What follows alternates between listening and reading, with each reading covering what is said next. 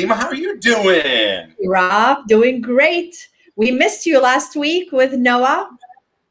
I know I missed Noah. Yeah, did you see the recording? Look, I haven't seen it yet, but this is the thing. I need as much intelligence as possible. Artificial, automatic, already installed, whatever I was already given. I need more than that. So I do need to watch the show. I'm a fan of Venue. I missed it. I had a conflict. That's okay. Yeah. Well, it was really, really good. He did such a great job. But you figure out this IT, all of it so perfectly. Obviously, you're an IT guy. To me, I just keep messing up the beginning. So I need to practice it with you. Yeah. So today we have an amazing 2 guests that I'm very, very excited to chit chat with them. It's something that I did not even existed in Baton Rouge. And by the way, this is what I love about being here. Is so many good things happening, so many amazing nonprofits and initiatives. And I just love this. So I thought I knew them all, but apparently I was missing out on one. And today we're going to be discussing it. And so you didn't know about one of the best kept secrets of both the education realm and then, like, I guess you would say business development, right? Giving people a shot. You didn't know about Cristo Rey? I did not know. There was a time when I didn't know about Cristo Rey. I am now more informed and more excited because they're killing it and doing some amazing things. And I think we might have a person or two on to talk about it. Yes, I think we do have 2 people to talk about it. Let's bring them on. All right. So we're going to bring on, and I hope I get this right. We should have went through this on the beginning of the show, right? But I was a little late to the party, late to the show. I think it's Eric Engemann and Carissa Graves, right? Am I right, Dima? I think. I don't know how you found these 2, but they're special. Let's get them on. What do you say? Let's bring them on. Here we go. Come on, y'all. There we are. Hey. You're close. You were really close. Is it? How do you say it? I intentionally didn't say it. Yeah. Engemann is the easiest. Engemann. Yeah. Okay. But how is the right way? If you find another one of us around here, we're related. There's that many of us out there. That is awesome. Well, so Dima, let's get started. Let's get right into it. This is going to be a good group. We got a good vibe. What's the first question we want to ask? Well, let's learn about them. So okay, let's do that. Carissa, tell us about yourself. Tell us about your journey. Tell us about who you are. A lot of people hear about you, and I see you at events, at least before the pandemic. But I don't really know much about your background.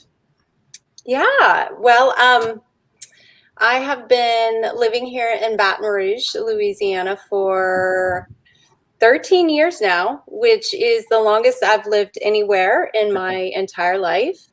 I've lived in 11 different states over the course of my life. I landed here in Baton Rouge by way of Washington, D.C., and my background in terms of career and passion and work, post-college, I did 2 years of AmeriCorps service. And that's where I really found my passion around education, specifically education equality and education for students who didn't have opportunities to pick, choose, and resources at their hand available.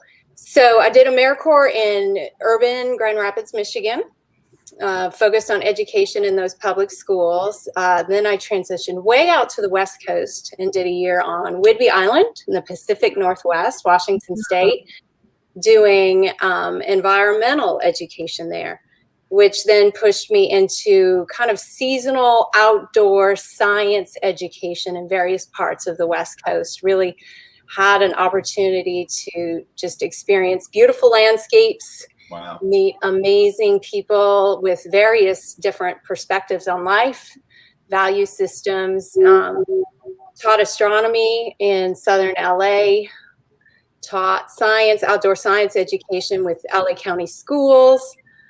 Spent some time in Boulder and Flagstaff, Arizona. Landed, I thought I was grown up and had a real job as then a teacher, settled down in Sacramento teaching at a private school. And that's when I met Garrett, my husband. We met teaching wilderness courses. And so dated long distance for a while and then transitioned out to DC. In DC, I spent my job teaching in the country's first ever public boarding school, the Seed School in Southeast DC, Anacostia neighborhood, which again was really a place where I felt called to be and very fulfilling work there. I miss DC, but we landed down here and spent some time raising my kids. So when I learned of Cristo Rey 4 years ago, I was just really, really excited about the way, specifically the role I fill at Cristo Rey, where we merge, students who are amazing and bright and ready for opportunity, the business community who's ready to learn and partner, and my logistics, operational background with wilderness trips, and of course, being a mother of 3. So that's how I landed at Cristo Rey 4 years ago. Wow.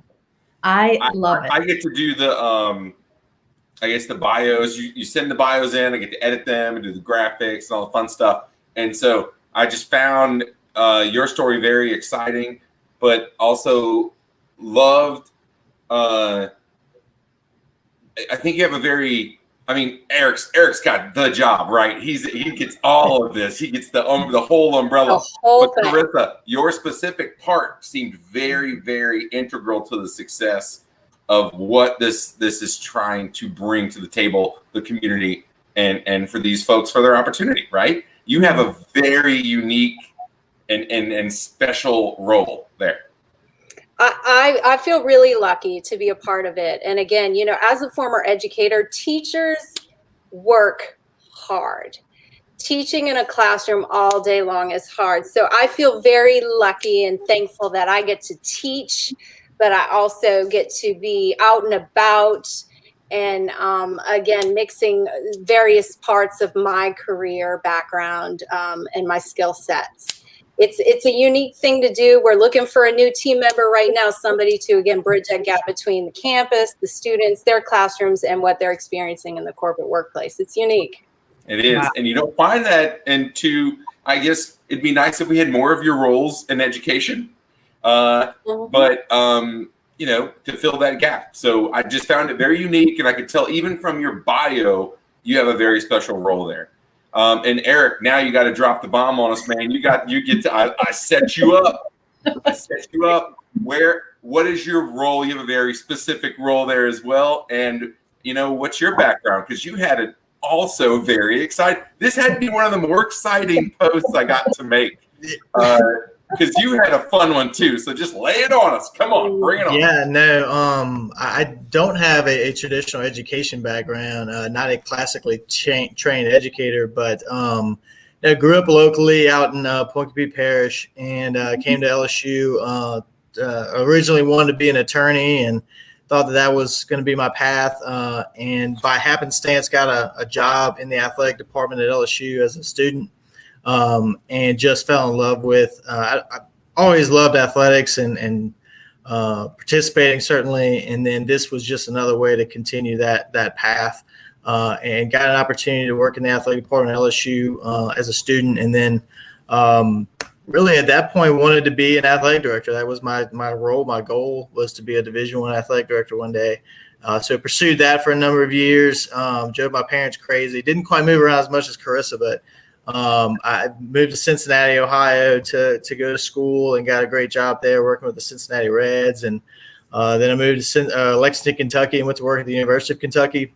Had an amazing experience with that school and with those people there. Came back to LSU for a little while, right when Katrina hit, and hung out in the athletic department through that year. And then got another opportunity at the University of Wisconsin. So I moved to Madison. And another great experience with great people in a great city. And one winter in Wisconsin, and I was ready to come back home. So I came back to Baton Rouge to work for Jerry Stovall at what was at the time the Baton Rouge Area Sports Foundation. And so Jerry gave me a shot to come home, and worked with him and with the Sports Foundation for 11 years. Had a great run there, and just an incredible organization. We did just really awesome work for a long time. In between there, I did some other work with some different organizations and different groups, Louisiana Marathon. I got my MBA at LSU while I was at that time, and ended up teaching. I did 6 years in full-time teaching in the Department of Kinesiology in the sports administration program at LSU. Wow. So to a little bit of education background. I'm not going to compare what I did in college to what our faculty does at Cristo Rey by any stretch, but had a really great time and really enjoyed my work at LSU in mentoring young people and trying to get them ready for this career path. But this opportunity came up, and originally, I'll be honest, I told the guys who brought this to me, I was like, look, I'm good. Like I really enjoy what I do. I'm in a really good spot. I worked really hard to get here. But the more I thought about it and really, prayed about it and just said, look, this is something I think I have to do. If I'm serious about having impact on young people in our community, then what better way to do it than through Cristo Rey. Yeah. And so it seems like neither one of you took the traditional path to get. I don't know if there's a traditional path really, but you have unique, I guess, journeys to get to where you are today. And so I guess you both had to find out about Cristo Rey, but Cristo Rey has been in operation for how long now here in Baton Rouge? How long? Well, So before that, I'm curious to learn about what started it. So what made you, either Carissa or Eric, or what made the whole initiative or the school? What started the school in Baton Rouge? It's a great question. So if you back up to the start of the Cristo Rey movement, if you will, started in Chicago in 1996. So this first school has been open now for almost 25 years. And so slowly but surely, the network has expanded now to almost 37 schools nationwide. We were the 32nd school.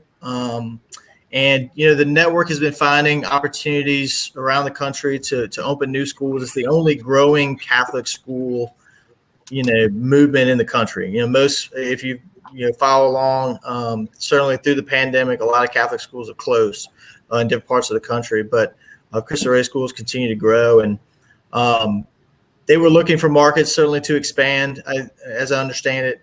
And came to Baton Rouge and started looking for opportunities to grow. And the bishop, certainly in Baton Rouge at the time, Bishop Munch, was supportive and wanted to see the school open up. And the process essentially at that point is open up. They start with a committee of people to kind of study the area. Can the business community support the school? Are there enough students? What is the just general education climate in the city? Oh, can you find a physical, place for a school? All those types of things. Once the study was complete, they were ready to open up. So, the first year was the 2016-2017 school year, and we just finished our 5th year of operation. So, there's a lot more to get into there from certainly our origins, but that's how we got started. And they had their graduating class too. I saw the pictures. Yes, so we have graduated 2 graduating classes now. Our second group on May 22nd, and it's really coming from a business background like I did. You want to develop a product, you want to bring it to market, you want to see how it goes, right? And it's usually, sometimes it's a long-term proposition, but a lot of times it happens fairly quickly, at least inside of a year. I think what I've learned in this process is, your final product per se, for us took essentially 5 years in some ways, to get to this kind of final product stage to some degree. And so it's taken a lot of patience, and we've grown a lot over the particularly last 2 or 3 years since we've kind of found our way a little bit. But we are super excited about the young people that have graduated from our school, and we're certainly keeping up with them and trying to do everything we can to make sure that they're achieving all the things that they want to achieve as well.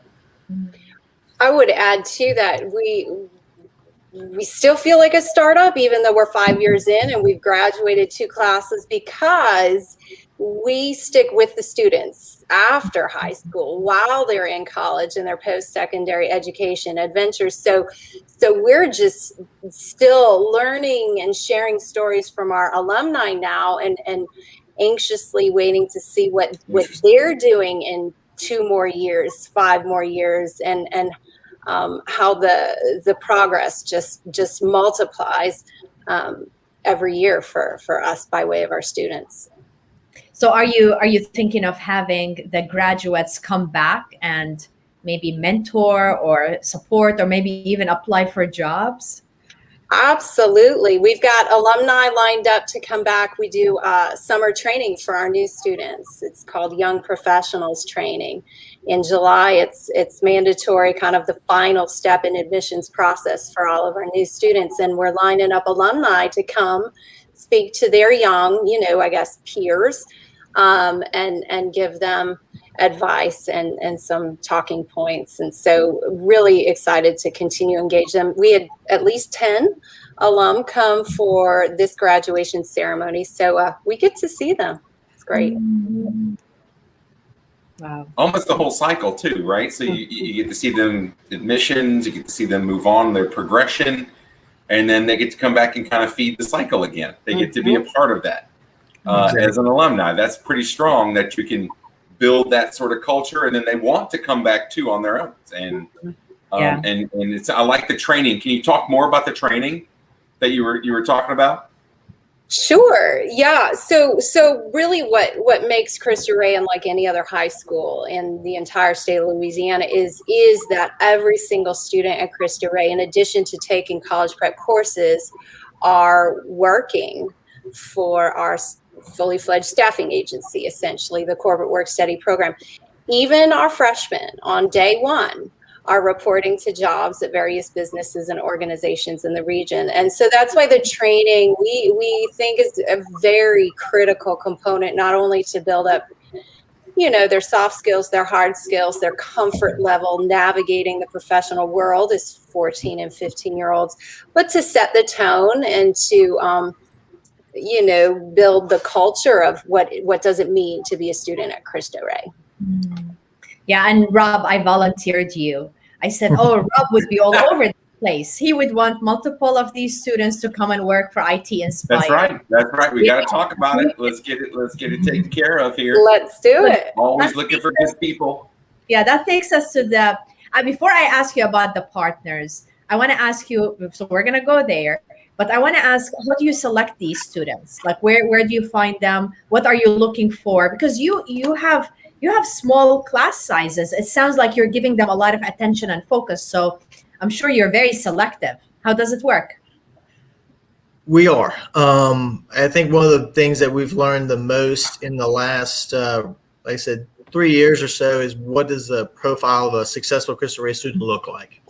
Because to be fair, it isn't for everybody. If you're really gung-ho about, say, playing football or any of those types of things, those are just not things that we do have athletics and so forth, but we're not, our experience is going to be a little bit different. So the things that we found that make our students successful once they get to Cristo Rey are, we certainly are looking very closely at their attendance. We want students that have a track record of attending school on a regular basis. Obviously, from an academic standpoint, we want to grow them academically, and having them in the classroom is critical to that. But when you think about the work program, we also need you to be able to go to work just like anybody else. So if you miss school, then you miss work, and those things don't align. The other thing we're looking for, just from a disciplinary standpoint, we're looking for good citizens, kids who have generally been, in pretty good stead with their schools from a disciplinary standpoint.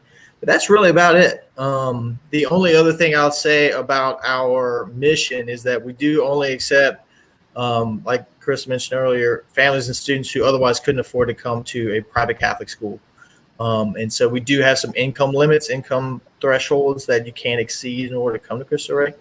But other than that, there are no really other restrictions, with no geographic restrictions. We have students from all over, certainly East Baton Rouge Parish, but also we have some students from Livingston Parish. We have some students in West Baton Rouge Parish. So we will we'll spend the time and the effort to go pick you up if we need to. That's not a barrier to entry.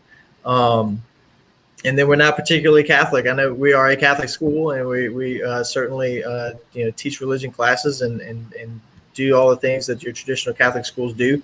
We're only about 15% Catholic as far as our student body is concerned. So those otherwise, we're just looking for kids who are really in families who are looking for something a little bit different and an opportunity, like we talked about earlier, just to get in, a real work experience at a very young age, and really kind of level the playing field for these young people by the time they leave high school, to have something pretty remarkable on their resume when you think about it. Yeah, I love it. So you have, yeah. I'm sorry, Dima. I was going to say you have some criteria, or at least a profile of what you're looking for on the student side. Can you give us a glimpse of what that looks like for the partner side, like you were going to talk about as well? Yeah, I'll speak to that. We every single student, like I said, needs a job. So when we grow by 4 students, we need a new partner. Our student teams, we build one FTE with a team of 4 students to allow for them to go to high school. So we are always looking for more partners. We have been so blessed and so fortunate to have the partnerships that we currently have, the founding businesses that came to the table and just really didn't know what they were getting into. And early on, right, building a school and then dealing with the flood and a transition and a temporary location and leadership transitions. It was rough. We could tell some stories, but I'm not around the first year of students deploying all over the region at various businesses. The partners we have now, again, really diverse cultures, really different physical workspaces. The work the students do varies greatly too, based on the organization. We have nonprofits, we have state agencies, and then we have, businesses, large and small. I think the key we have found is not that there's a business type, but that our business from top down, bottom up, understands the why. And is all in around the why. And we hear from the businesses over and over again that they go into a partnership thinking that they're going to change lives, right? They're there to have an impact on the students. And before long, they come to us and say, what, my life has been changed. My perspective on Baton Rouge and the reality of youth that I don't have the opportunity to engage with in my normal little, silo of my life. They get those opportunities through this partnership. So that's what's so exciting. Of course, the impact this has on the students and the families, but how far-reaching these partnerships has on our business community. Yeah. And Carissa, what you mentioned when we met a few weeks ago, that you have a bus that drives the students to these companies. So these companies don't have to worry about the students getting there. You have a bus that drops them there and one that picks them up. So you make it as convenient as possible for the partners and for the students. We sure do.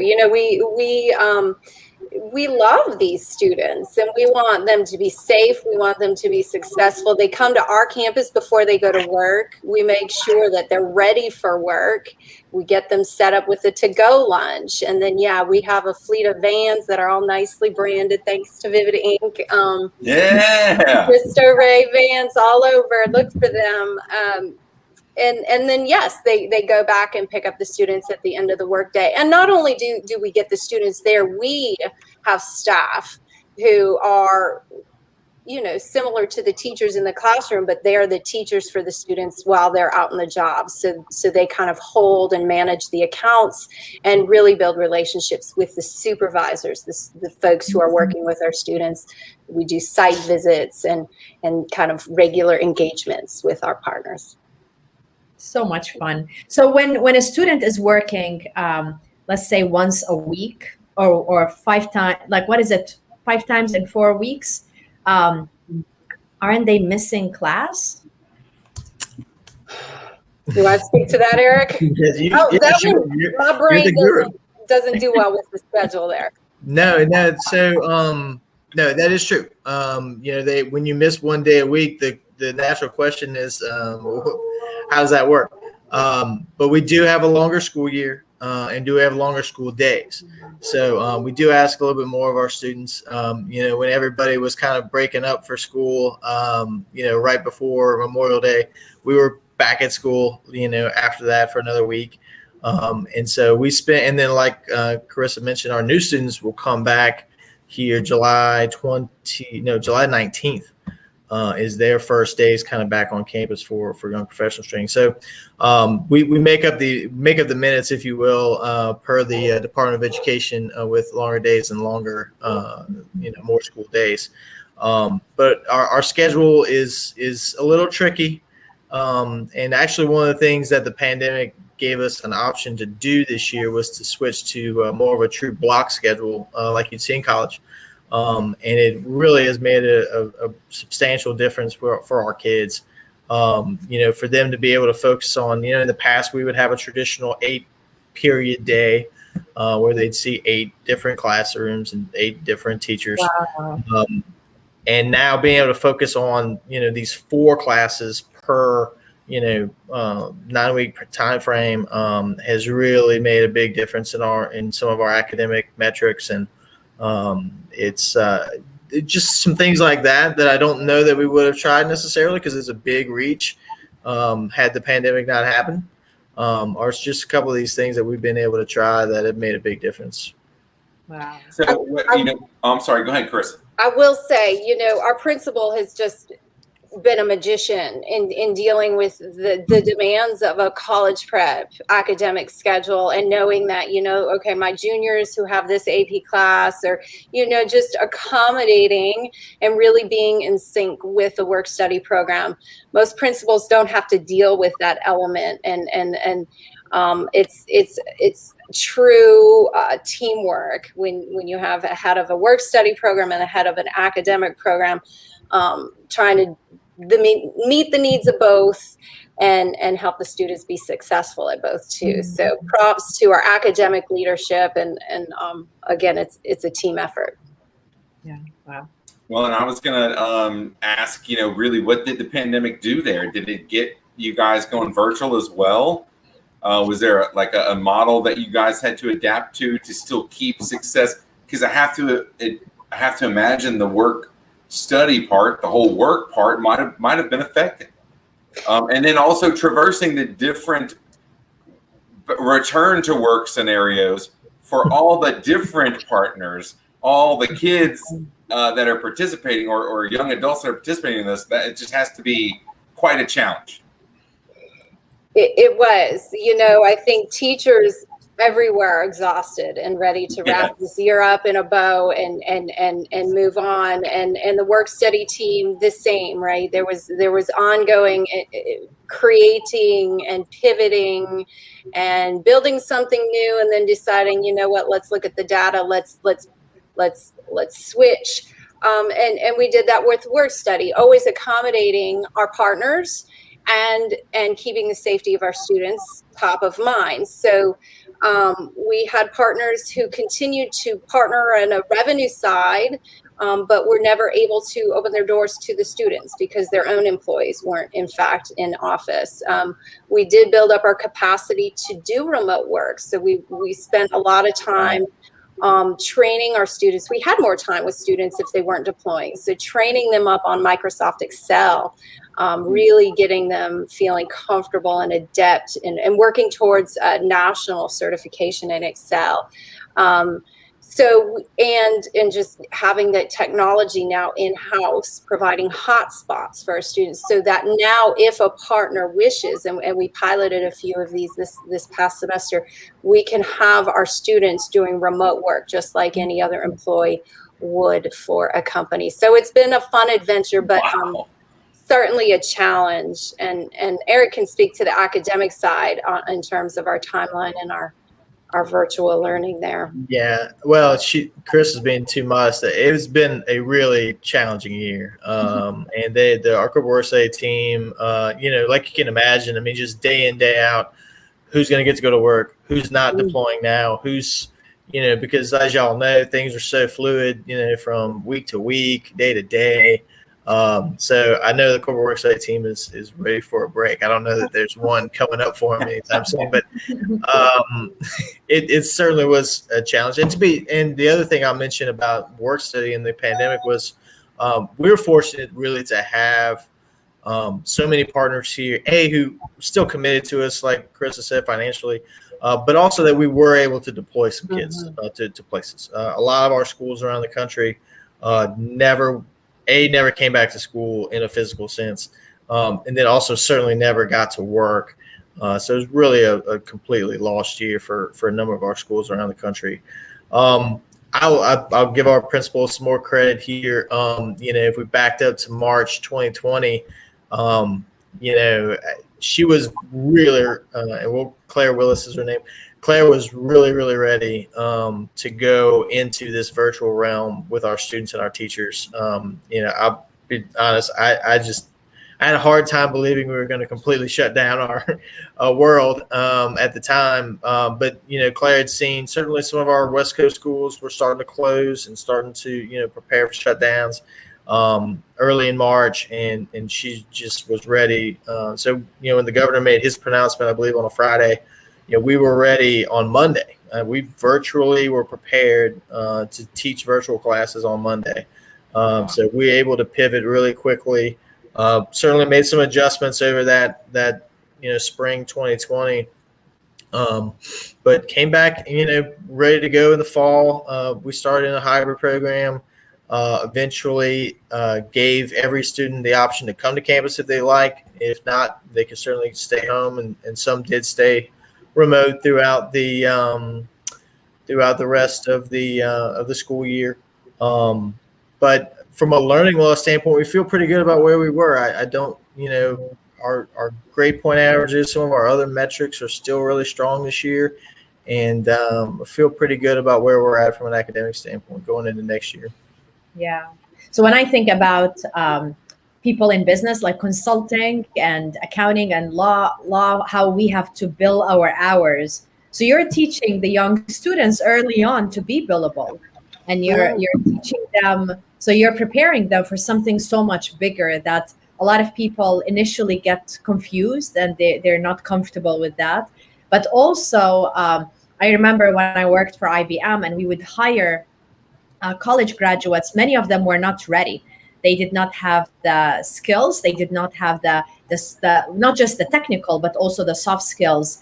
And your students are so lucky they're getting all of this early on in their life. So it becomes part of who they are. Yeah, that is great. So let's talk about partners. What makes a partner? I remember your beautiful wall with all the logos that you have there. So for someone who wants their logo to be on the wall, what do they need to do? So our typical partnership is we run our partnerships through the school year, right? So the students will report to work beginning September 7th. It's a fee for service, $31,000 for one FTE. That's again a team of 4 students who cover that full-time equivalent. We ask our partners to commit to spending time with our team on the front end so we can really get a good idea of, again, the culture, the gaps in work that they have. And then we also ask that our partners allow us to conduct site visits. We do have a working agreement with the Federal Department of Labor, so we have some compliance aspects there, which actually allows us to have beautiful partnerships, daily time cards, so we get real-time feedback from students and our supervisors. That's about it. And then we could get real creative with the partnerships, right? So if they need more than 4 students, we can just add from there. We, if it's a smaller outfit, then we can maybe downsize to a half FTE. We also have some folks who choose to sponsor jobs, which we love as well. That allows for the students to still earn most of their tuition by way of their work, but then they may work at a local not-for-profit who wouldn't otherwise afford that fee for service. So that's a really cool way to get involved and still have a relationship, but not necessarily host students in office. Yeah, and we work in a lot of different industries, healthcare to law to engineering and government agencies like Carissa mentioned. So there's really no kind of sector of the business world that we're not operating in right now. Yeah, I remember you have banks, you have financial institutions, you have, well, of course, banks are financial, but also law firm. So cool. Yeah. I know I was, Vivid Inc. is one of our clients. And so we were over there at the new building. I forget what was going on. And I think we had some Rotolo's Craft and Crust out there. And it was just a great day out there talking. And I noticed the bus. I noticed, the student was helping out day of this event, was engaged and involved, part of the team. And it was just really cool to see this. And then saw the van pull up, pick them up, take them away. And just thought you don't really get that experience too often. It also requires a lot of logistics and a lot of resources to pull this off. So I can only imagine that having that like strong partner bond there is necessary, but also mutually beneficial. That's what makes this whole model so awesome, is that everyone is working towards that greater good in this. And it's really exciting to see. I first learned about Cristo Rey back in Leadership Baton Rouge with Baton Rouge Area Chamber. They put it on in my class. We were talking about education opportunities, and Cristo Rey and the Basis school network, they just blew me away. Both of those just blew me away. So huge fan. I'm also a fan of Monique Scott Spalding, who is on your board, and she's amazing. So you seem to partner with some really good folks, and you seem to be in the right places. What's the next step? What's the next evolution? Can you see beyond, what the pandemic's kind of brought? What's the next thing for Cristo Rey Franciscan High School? I want to quick talk about Vivid Inc. if I may. No, you're not allowed to. Not at all. Nope. Stephen St. Cyr was one of those folks who, the moment he heard about it, you could just see he connected all the dots and he was all in. And we've been so thankful. And, from a workforce development, building your future team, we're seeing it play out there. A young man, Deshaun, who worked at Vivid Inc. for his last 2 years, I think, junior, senior year.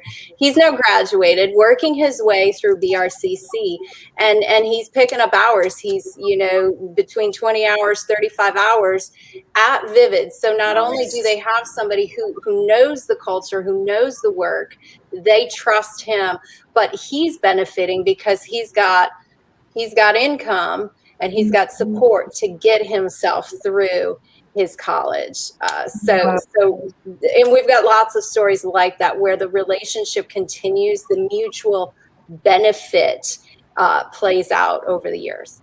Sorry, just wanted to throw that out there. No, I'll let you're Eric good. speak to our future. And look, answer my question later. We actually have a real question from another real person. This is not AI. Oh, yeah. Okay? Yeah, we did not set these questions ahead of time. So are the students involved in selecting who they work for, or are they assigned based on availability? Great question. Super good question. So it is a lot about logistics, right? Making sure they get assigned to a workday based on the principal's academic schedule. So our seniors might work on Monday. So if a partner wants a senior, they have to be ready for that senior to come on Monday, right? So we've got the schedule confines. And then we, of course, talk to our students about where they want to work. It's really meaningful, right, when the students have already been out on the job and they've seen and experienced places and environments and tasks that they either love or maybe don't love so much. And most of the time they're ready to go back. Sometimes they're ready for something new. We certainly weigh in with our partners as well when it comes time for placement. Our new ones are more of a mystery. So we never quite know how those placements will play out the fall semester for our freshmen, which adds to the adventure of it all. But yes, the students definitely get to speak to their placement. We have a young woman, in fact, who worked at Jones Walker this year for her sophomore year. And, she walked in and she was really uncomfortable at first. She last year, she was a transfer. So she worked on our campus as our receptionist. She had never been in a law firm type environment. So it was eyes wide open and like, this is uncomfortable. But she was able to say that out loud to us and to them. And they supported her, we supported her, and now she's hoping to continue as an intern this summer, and she has goals to get into law. So does she want to go back to Jones Walker? Absolutely. Will we try to make that happen? Sure thing, because that's what she's aiming for long term. Wow. Playing with the big boys and the girls over there too. That's not like they didn't just pick up. I mean, they're big enough to have billboards, y'all. You know what I mean? Well, and to piggyback, one of the things that it does give us a chance for particularly for our students is, if somebody, hey, I'm really interested in healthcare. Well, great. Let's drop you off at our Laser Lake or Ochsner or Banner's General and see how you like it. You might really, grow into it. You might walk in here and say, this is for the birds. I want to try something else. So there's a little bit of that opportunity, I think, for our students, particularly at this age, because, I think a lot of us or a lot of people out there, believe that they want to do a certain thing, but they don't really find out that it's not for them until college at some point. Mm-hmm. But for our students, there's really an opportunity here at before they even graduate high school to get just dip their toe in some different things and try some things that otherwise they wouldn't have the opportunity to see or do. Yeah. So how can our viewers help? So right now we have viewers, but of course we have more viewing afterwards with the recording. So of course we need more visibility. We don't want individuals like me who think they know everything that I missed I missed on this one. So how can our viewers help? It's a great question. Certainly for the business community out there, like Carissa mentioned, certainly looking for new partners for the coming school year. As she mentioned, as we continue to grow our enrollment, we need more partners, and that's just part of our natural evolution as a school. So certainly, reach out to Carissa at any time. She's the guru on corporate work study and growing those partnerships. We are a privately funded Catholic private school. Our students and our families have some skin in the game. Everybody does pay something, but our our average, median income last year for our families was about $30,000. So that number is somewhere between $200 and maybe $1,000 a year per family, depending on their income. So all that to say, the rest of our financial picture is privately raised. So we're always looking for supporters, for financial support. Our annual fund campaign will begin in the fall. We've had a lot of success with that over the last couple of years, and we certainly encourage people to go online and find ways to give there. We participated in Giving Day last year, which we had a really awesome time with. So we look for us there as well later on in the fall.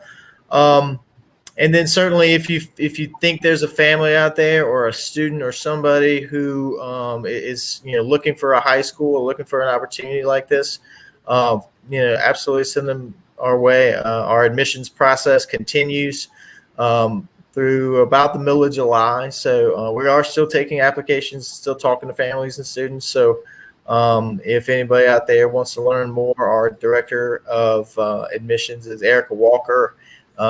She's amazing, does a great job of our admissions at Cristo Rey. So those are really the big three for us as far as ways people can get involved.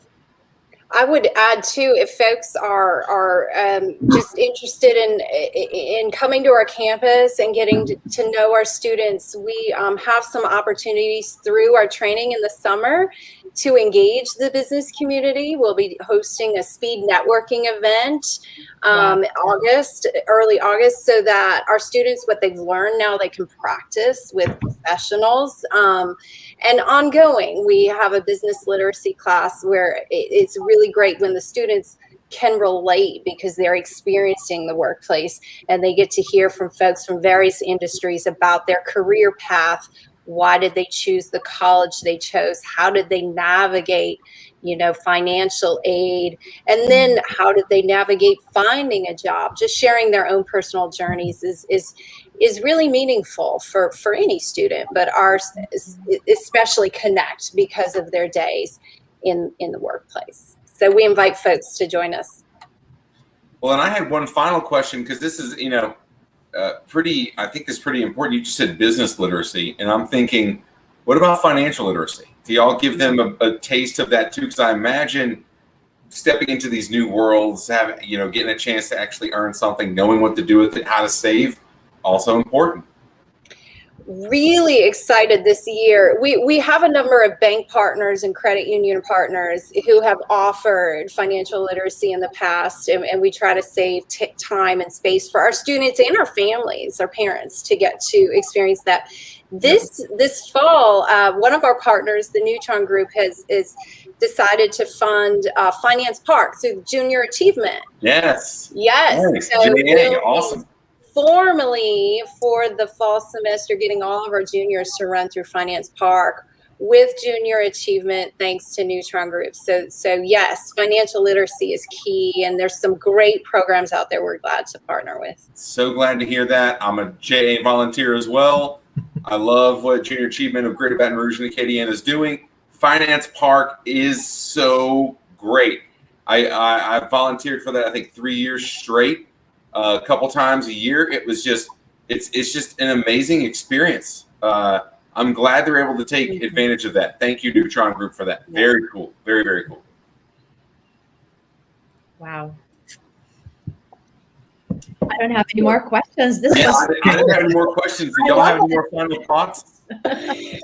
Well, I am curious, Dima. We had such a great time visiting with you on campus, and because of our work, I always love to ask. So, Rob, tell us a little bit about your path and how you ended up doing what you're doing. He's interviewing you now.